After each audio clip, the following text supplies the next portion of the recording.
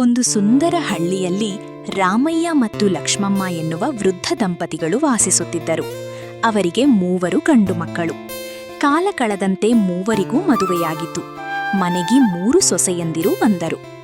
ಮೊದಲ ಸೊಸೆ ಗೌರಿ, ಎರಡನೇ ಸೊಸೆ ಗಂಗಾ, ಮೂರನೇ ಸೊಸೆ ಕಾವೇರಿ.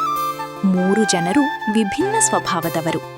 ಗೌರಿ ಸ್ವಲ್ಪ ಆಲಸ್ಯ ಪಡುವಳು, ಕೆಲಸಕ್ಕಿಂತ ಸುಲಭ ಮಾರ್ಗ ಹುಡುಕುತ್ತಿದ್ದಳು. ಗಂಗಾ ಚತುರಳಾದರೂ ಸ್ವಲ್ಪ ಸ್ವಾರ್ಥಪರಳು. ಕಾವೇರಿ ತುಂಬಾ ಒಳ್ಳೆಯ ಮನಸ್ಸಿನವಳು, ಪರಿಶ್ರಮಿ ಮತ್ತು ಸತ್ಯವಂತಳು. ಒಂದು ದಿನ ಲಕ್ಷ್ಮಮ್ಮ 3 ಸೊಸೆಯಂದಿರನ್ನು ಕರೆದು ಹೇಳಿದರು, ನಾಳೆ ಬೆಳಗ್ಗೆ ಪ್ರತಿಯೊಬ್ಬರೂ ಮನೆಯ ಕೆಲಸ ನೋಡಿಕೊಳ್ಳಿ.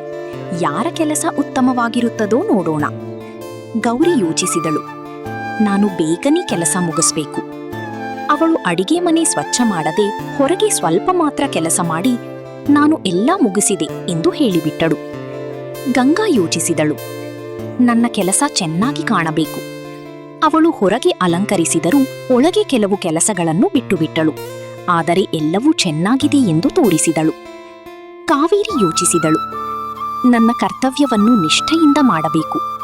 ಅವಳು ಮನೆಯ ಒಳಹೊರಗೆ ಸಂಪೂರ್ಣವಾಗಿ ಶುದ್ಧ ಮಾಡಿ, ಅಡಿಗೆ ಮಾಡಿ, ವೃದ್ಧ ದಂಪತಿಗಳಿಗೆ ಸೇವೆ ಮಾಡಿ, ಯಾರಿಗೂ ಹೇಳದೆ ತನ್ನ ಕೆಲಸ ಮುಗಿಸಿಕೊಂಡಳು.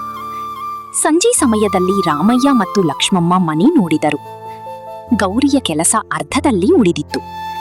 ಗಂಗಾಳ ಕೆಲಸ ಮೇಲ್ಮೈಯಲ್ಲಿ ಚೆನ್ನಾಗಿ ಕಂಡರೂ ಒಳಗೆ ತಪ್ಪುಗಳೂ ಇವೆ. ಆದರೆ ಕಾವೇರಿಯ ಕೆಲಸ ಸಂಪೂರ್ಣವಾಗಿ ಶುದ್ಧ, ವ್ಯವಸ್ಥಿತ ಮತ್ತು ಪ್ರೀತಿಯಿಂದ ತುಂಬಿತ್ತು. ಲಕ್ಷ್ಮಮ್ಮ ಹೇಳಿದರು, ನಮ್ಮ ಮನೆಗೆ ನಿಜವಾದ ಆಭರಣ ಕಾವೇರಿ. ಕೆಲಸದ ಸೌಂದರ್ಯ ಮಾತ್ರವಲ್ಲ, ಹೃದಯದ ಸತ್ಯ ಮುಖ್ಯ. ಗೌರಿ ಮತ್ತು ಗಂಗಾ ತಮ್ಮ ತಪ್ಪು ಅರಿತುಕೊಂಡರು. ಅವರು ಕೂಡ ಮುಂದೆ ಪರಿಶ್ರಮದಿಂದ ಮತ್ತು ಸತ್ಯದಿಂದ ಕೆಲಸ ಮಾಡಲು ನಿರ್ಧರಿಸಿದರು.